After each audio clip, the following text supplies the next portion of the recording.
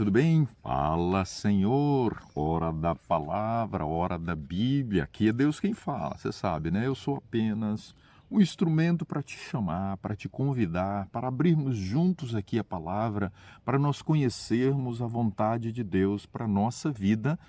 Não se esqueça, a série é Adoração Verdadeira em nossos dias. Eu espero que você esteja apreciando a proposta, a condução aqui dos pontos, formando aqui, com base bíblica, uma ideia correta da adoração verdadeira em nossos dias. E aí, gostou do último tema? O último tema, o impacto, aquele que vai para adorar a Deus em espírito e em verdade, ele experimenta o poder transformador, restaurador, perdoador, a graça salvadora.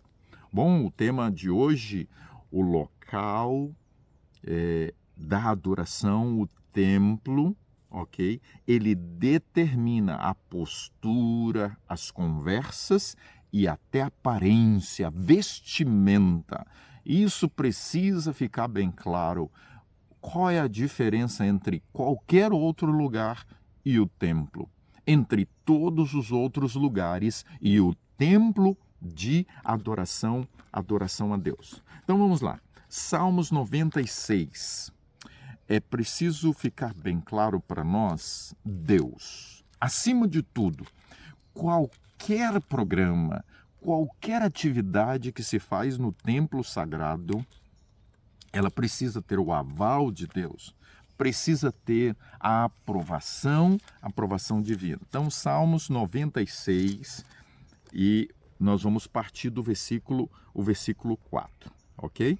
Diz assim o texto bíblico: grande é o Senhor e muito digno de ser louvado.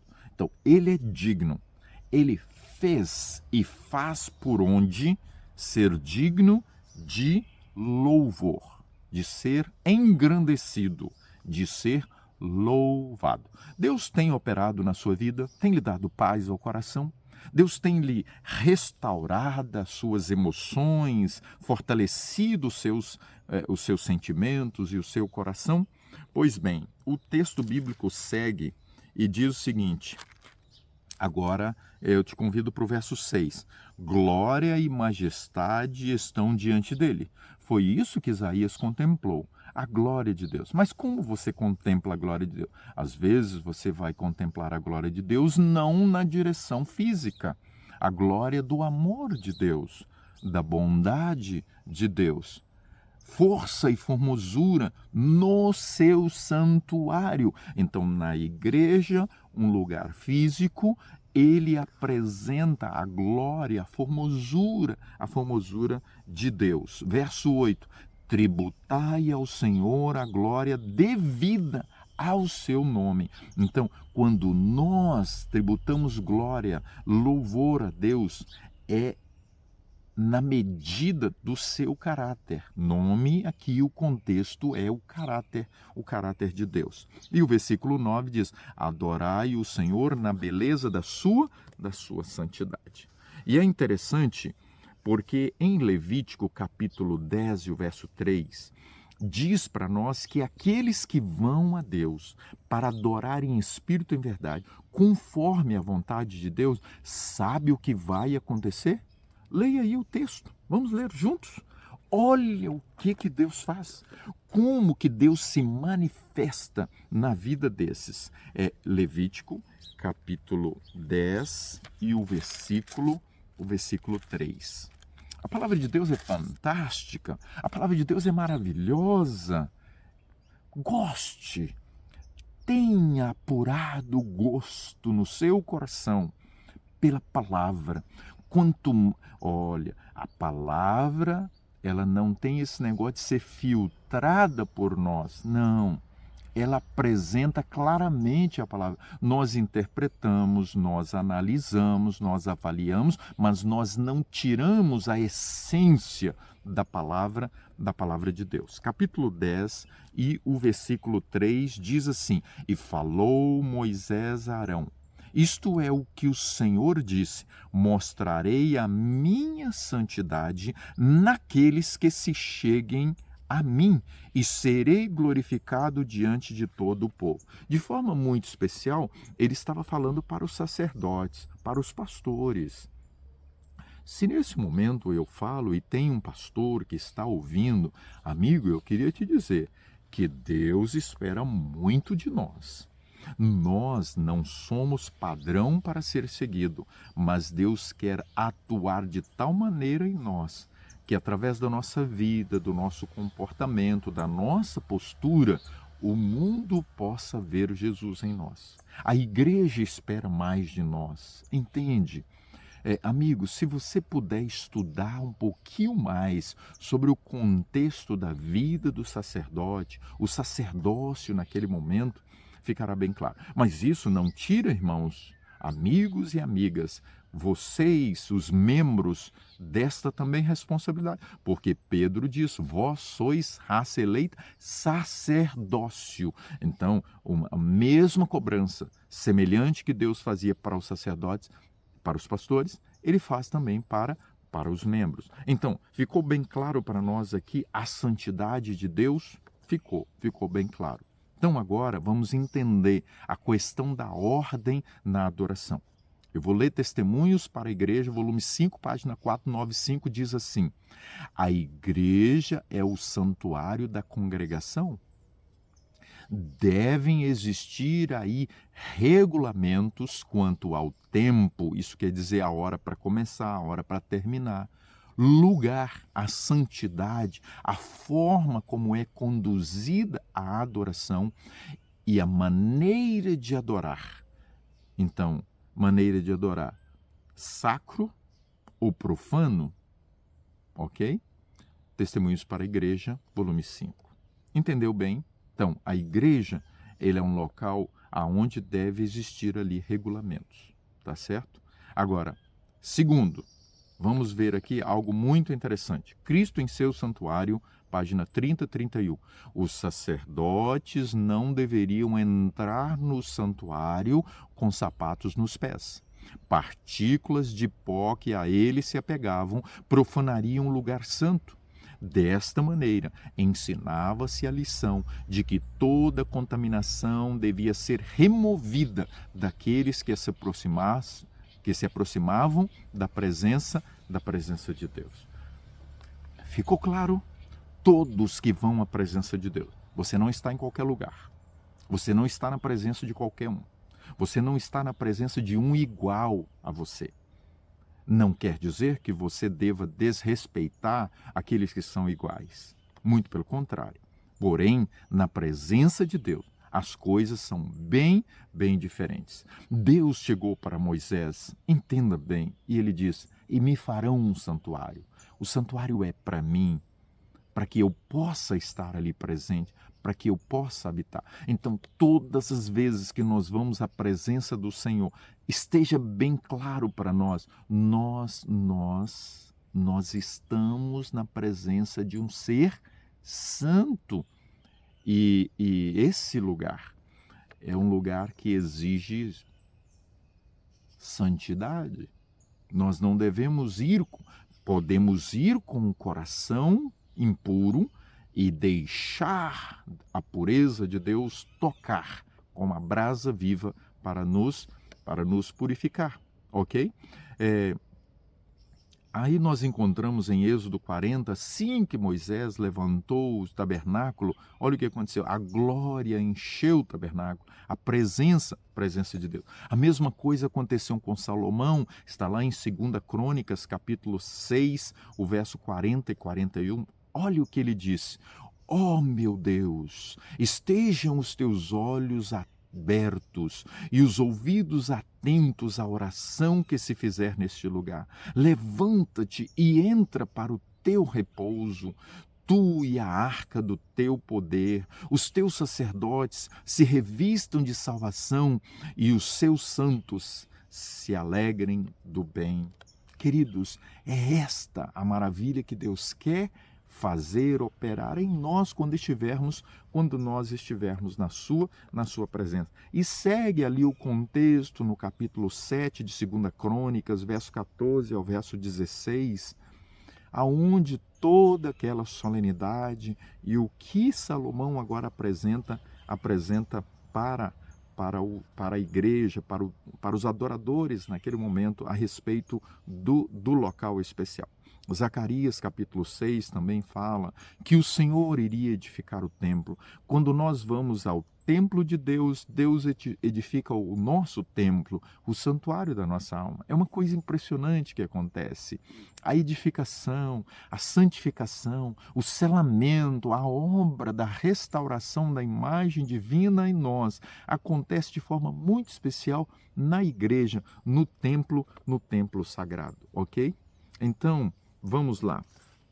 Cristo, ele quer se assentar no trono da nossa alma quando nós vamos à igreja para adorarmos ao nosso bom Deus, ok? Então, eu vou ver com vocês alguns pontos importantes aqui. No Desejado de Todas as Nações, há um comentário a respeito de quando Jesus purificou o templo em Jerusalém. Jesus chegou, o santuário ali estava uma bagunça, um mercado, tá? Uma baderna total. Ele chega então, você conhece o texto, e ele então agora derruba as mesas, pega o chicote, sai batendo não nas pessoas, mas para poder limpar o templo. Então agora, Desejado Todas as Nações faz uma aplicação, porque era esta a verdade. Jesus, mais do que limpar o templo físico, ele queria limpar o templo da alma. Ouça bem, importa que purifiquemos o templo da alma dos compradores e vendedores, para que Jesus possa ocupar sua morada em nós. Oh, não abriremos a porta do coração a esse visitante celeste? Está no Bible Anchor, 15 de janeiro de 1892. Agora, no Desejado de Todas as Nações, na página 161, diz o seguinte: com a purificação do templo, anunciou Jesus sua missão como Messias. Templo destinava-se a ser a lição objetiva para Israel e o mundo. Desde os séculos eternos, era o desígnio de Deus que todos os seres criados, desde os luminosos e santos serafins até o homem, fossem um templo para a morada do Criador. Olha bem, os pátios do Templo de Jerusalém, cheios de tumulto de um tráfego profano, representavam com exatidão o templo da alma, contaminado por paixões sensuais e pensamentos profanos, purificando o templo dos compradores e vendilhões mundanos. Jesus anunciou sua missão de limpar a alma da contaminação do pecado. Olha que coisa interessante. Como é que está o seu coração? Como é que está o meu coração? Jesus, ele quer atuar, tá bom? Nós precisamos entender algumas coisas muito importantes. Quando nós vamos ao templo e com o nosso coração contaminado, sujo, se não deixarmos Jesus operar, nós estaremos profanando o templo. Então, quando nós vamos, é importante que entendamos que a nossa aparência, ela precisa estar conforme agrada a Deus. Entendeu bem? Remover do coração o orgulho, o eu, a vontade e deixar Deus operar. Outro ponto importante é a nossa aparência. Olha o que está em Patriarcas e Profetas, página 351. Todas as coisas ligadas ao vestuário e conduta dos sacerdotes deviam ser de molde a impressionar aquele que as via, dando-lhe a intuição da santidade de seu culto e pureza exigida daqueles que iam à sua presença. Então não vá com qualquer roupa, meu amigo. É compreensível alguém que não tem o temor a Deus, que não conhece, que está indo visitando, ele vai com uma roupa. Porém, você que já sabe e conhece a verdade, sabe do contexto da adoração, você não vai com qualquer roupa. Roupa esportiva para lugar esportivo. Roupa sensual para lugar sensual. Apesar de que para cristão não deve existir roupa sensual, entendeu bem? Então, a igreja é um lugar social. Uma roupa diferenciada. Entendeu bem? Hoje as pessoas acham que podem ir à igreja com roupa coladinha. mostrando as curvas, o corpo. Não tem disso. Mostrando parte dos seios às mulheres. Por favor, meu irmão, minha irmã, com roupa chamativa. Cuidado, você poderá ser maior destaque do que Deus na adoração.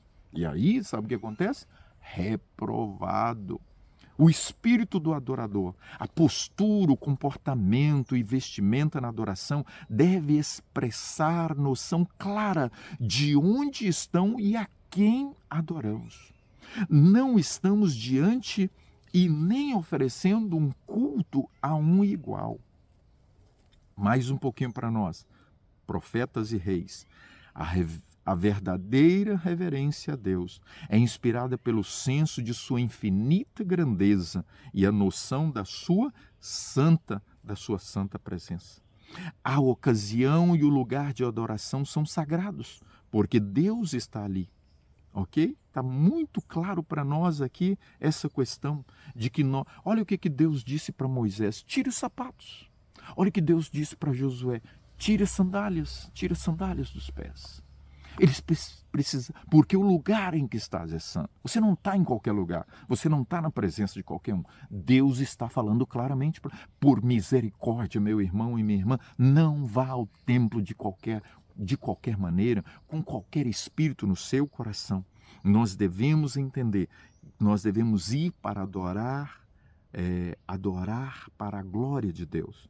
Fazei tudo para a sua glória, 1 Coríntios 10, 31. Quero com mais, que adorais a Deus, adorais conforme a sua vontade. E eu encerro aqui, Abacuque, capítulo 2, e o verso 20. Sabe o que está escrito lá? O Senhor está no seu santo templo. Cale-se, reconheça, entenda onde você está. Deus, ele assume o comando quando nós estamos ali no local para adoração. Teriam muitos outros textos que eu gostaria de compartilhar com você, porém, nós vamos fechar aqui com algumas perguntinhas muito interessantes. Olha bem aqui. Se o que vale é a intenção do coração, por que Uzá, por exemplo, foi morto quando ele tocou na arca? Pense, outro detalhe. Se o que vale é fazer a obra de Deus da maneira que quiser, por que Saul foi reprovado por Deus? Ele ofereceu uma adoração ali, o sacrifício, entendeu? Mas ele não tinha autoridade para isso. É muito interessante e eu quero lhe convidar para você pensar. E se Deus recebe qualquer tipo de adoração, por que ele aceitou a de Abel e não a de Caim? Deus, ele exige, ele diz qual é e como ele quer. Abel ofereceu cordeiro, Caim ofereceu as frutas, os vegetais. Oh, que coisa interessante. E eu fecho e lhe digo uma coisa: não se engane. Tem atitudes que parecem corretas, mas Deus estabeleceu princípios que não podem ser mudados. Está claro para você? Adorar, ir conforme Deus exige. Vamos orar? Senhor bom Deus, por favor, tenha misericórdia de nós. Abra os nossos olhos, precisamos entender como nós devemos estar na Tua santa presença, nossa postura, e entender muito bem todas as coisas para Te agradar, no nome de Jesus. Amém. Mensagem muito importante. Por favor, meu amigo, minha amiga, compartilhe. O mundo precisa saber. Grande abraço.